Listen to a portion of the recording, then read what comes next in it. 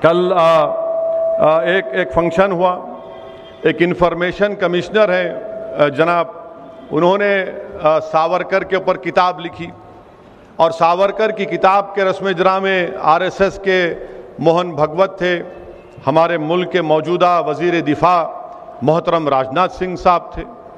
तो दोनों की तकरीर हुई। उसमें वजीर दिफा ने यह कहा कि सावरकर ने जो अंग्रेज़ों को माफ़ीनामे के ख़त लिखे थे वो महात्मा गांधी के बोलने पे लिखे थे।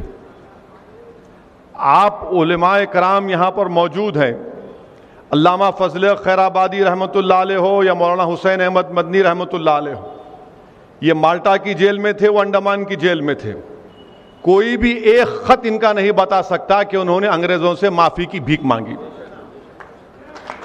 कोई नहीं बता सकता, कोई नहीं बता सकता।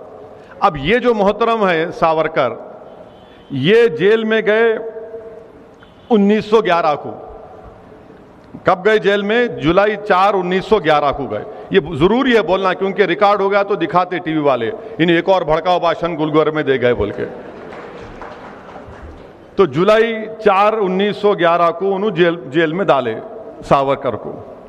अब राजनाथ सिंह ये बोल रहे कि महात्मा गांधी खुद उनको ये बोले कि आप अंग्रेज़ों को एक ख़त लिखो, मर्सी पिटीशन लिखो, माफ़ीनामा लिखो।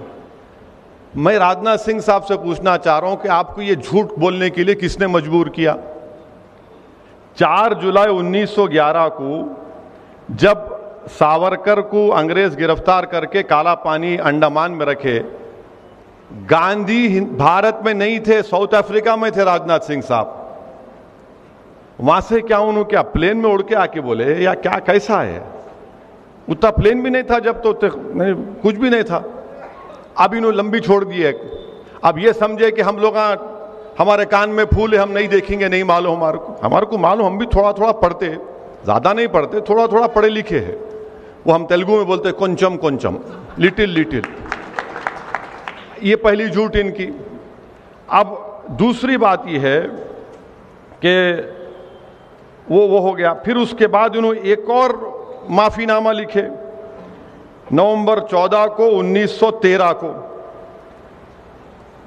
और तीसरा लिखे और महात्मा गांधी भारत को कब आए? जनवरी 9, 1915 को। माने 2 खत लिख चुके थे अंग्रेजों को सावरकर। अगर वो अंग्रेजी का खत आपके सामने पढ़ूंगा, उसका तर्जुमा करूंगा, तो ये जितने संघ परिवार के लोग हैं आग बिगोला हो जाएंगे। इतनी तारीफ कर रहे अंग्रेजों की, आप ऐसे हैं, आप दरिया दिल हैं, मेरे को माफ कर दो।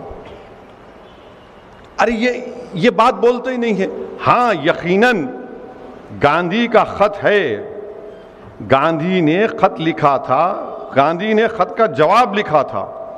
गांधी ने उस खत का जवाब लिखकर ये नहीं कहा गांधी ने अपने जवाब में सावरकर को कि बेटा तू माफी मांग ले जाके, नहीं कहा गांधी ने। गांधी ने खत, मैं पढ़ के सुना देता हूं आपको। वो खत है, गांधी ने लिखा जनवरी 25, 1920 को, और गांधी इसमें खत में लिख रहे कि आई हैव योर लेटर, आपका खत मिला। It is difficult to advise you, बड़ी मुश्किल है आपको नसीहत का, आपको एडवाइस करना।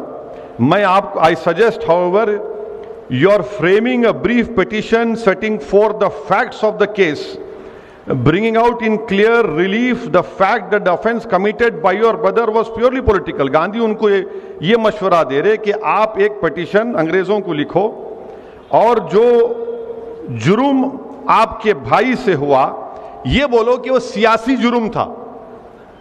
I suggest this in order that it would be possible to concentrate public attention on the case meanwhile। अरे गांधी कहां बोल रहे इसमें कि माफी मांगो?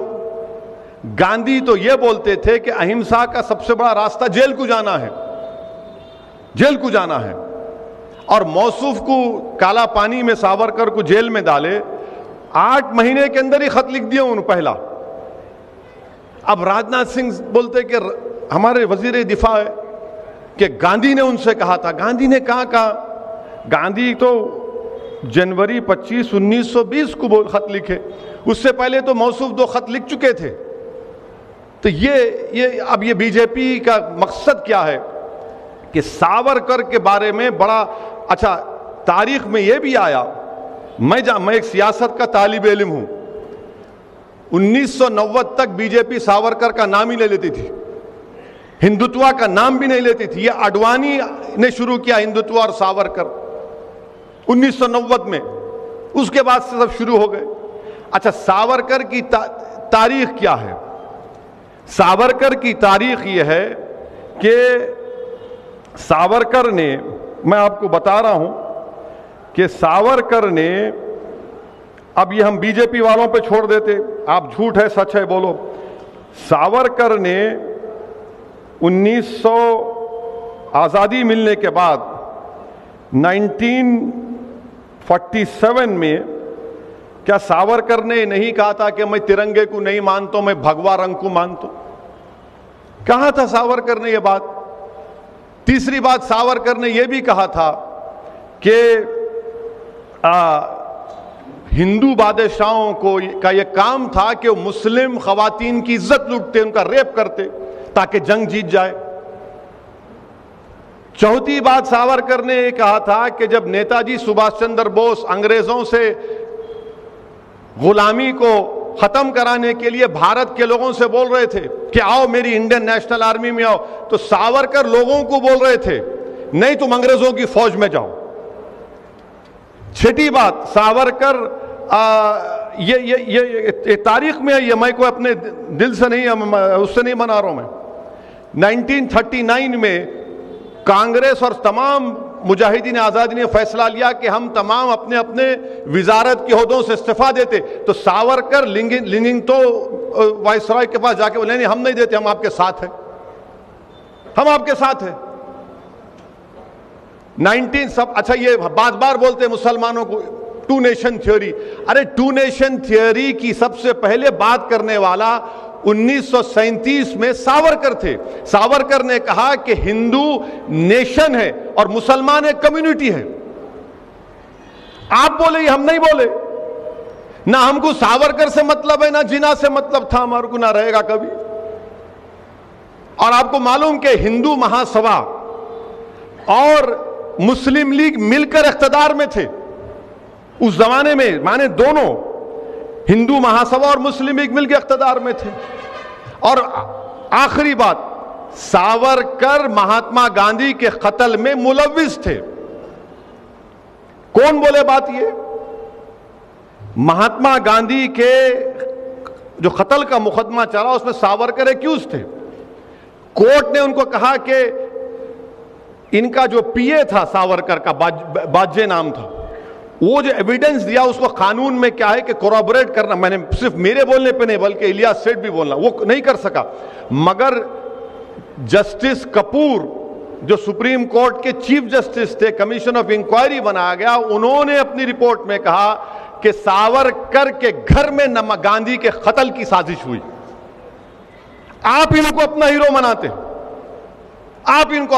अच्छा ये भी छोड़ो, आप ये भी अगर झूठ रहा तो क्या सरदार पटेल ने नहीं लिखा कि हिंदू महासभा की एक फाइनेंशियल ऑर्गेनाइजेशन सावरकर के मातहत थी जिसने गांधी को कत्ल किया? ये सब चीजें हैं और ये आप कर रहे हैं। जब मैं 2004 में पार्लियामेंट को, हैदराबाद की आवाम का लाख शुक्रिया, मुझे मुंतखब करके अल्लाह ने भिजाया। 2004 में पार्लियामेंट के सेंट्रल हॉल में मैं गया तो जैसा हम ऐसा बैठे हुए सेंट्रल हॉल, यहां पर गांधी की फोटो है और उसके राइट ऑपोजिट सावरकर की फोटो है। आप बताइए कि जिसके कत्ल का मुकदमा उस पर चला, कोर्ट ने बरी किया उनको, मगर इंक्वायरी कमीशन में उनको साबित हुआ कि वो मुलविस थे। यानी गांधी की फोटो एक तरफ, सावरकर की फोटो एक तरफ। तो ये क्या हो रहा है हमारे मुल्क में? फिर खुद वजीर दिफा इस तरह की अगर बात करेंगे, और फिर मोहन भगवत आरएसएस के सरसंघचालक बोल रहे नहीं सावरकर उर्दू बड़ी अच्छी बोलते थे, गजल लिखते थे, उन्हें मुस्लिम दोस्त थे। कहते गजल लिखे तो मुस्लिम दोस्त हो जाते। आज मीडिया वाले में से पूछे, मिला तुम्हारे इनको तारीख नहीं मालूम, महात्मा गांधी के कत्ल का जो एफआईआर था वो एफआईआर भी उर्दू में लिखा गया था। FIR भी उर्दू में लिखा गया था कि मुल्जिम 1, मुल्जिम 2, दफा 302। सावरकर ने उर्दू से नफरत का इजहार किया था, वो भी रिटर्न है। ये लोग ये समझते कि कोई जानता नहीं, अपनी लंबी लंबी झूठ छोड़ के निकल जाओ, कोई पकड़ेगा नहीं। अरे तो हम जानते ना, थोड़ा बहुत पढ़े, हम भी उलेमाओं की सोबत में उनके पैरों के पास बैठकर हम भी सीखे, हम भी जानते हैं। तो आज इनको आप बना रहे हैं कि उन्हें बड़े वो थे। अरे कहां थे भाई, गांधी के कत्ल में ये थे। सावरकर ने यह भी कहा कि हिटलर ने जो जर्मनी में यहूदियों को खत्म किया वो सही था, क्योंकि यहूदी जर्मनी से अंदर नहीं मिल सके, एसिमिलेट नहीं हो सके। अरे फैसिज्म की तायीद करते थे और हमको सिखा रहे हैं। और सबसे बड़ी बात याद रखिए, बीजेपी और संघ परिवार, जो कांग्रेस के लोग भी आज सावरकर की तायीद करते हैं। खुल के बोलो नहीं मानते उसको। सावरकर ने अपनी किताब हिंदुत्वा लिखी। हिंदुत्वा में सावरकर ने लिखा कि मुसलमान इस मुल्क से मोहब्बत नहीं कर सकते, क्योंकि ये इनके बाबा की जमीन नहीं है, ना इनके लिए ये एक मुबारक सरजमीन है। अंग्रेजी का लफ्ज था कि ना ये फादरलैंड है, ना ये होली लैंड। इनका तो होली लैंड मक्का और मदीना में। अरे मक्का मदीना को नहीं पूछते, मक्का मदीना को हम खुदा नहीं मानते, हम जमीन और आसमान के खालिक को खुदा मानते। यह हकीकत है। मगर ये इनकी किताब में लिखा हुआ हिंदुत्वा, इनकी किताब है, पढ़ने, अगर पढ़ने का मौका मिला तो पढ़िए आप। बाज़ाब्ता बोल रहे वो, और ये बोल रहे कि मुसलमानों को यहां पर सर्विट्यूड में रहना पड़ेगा।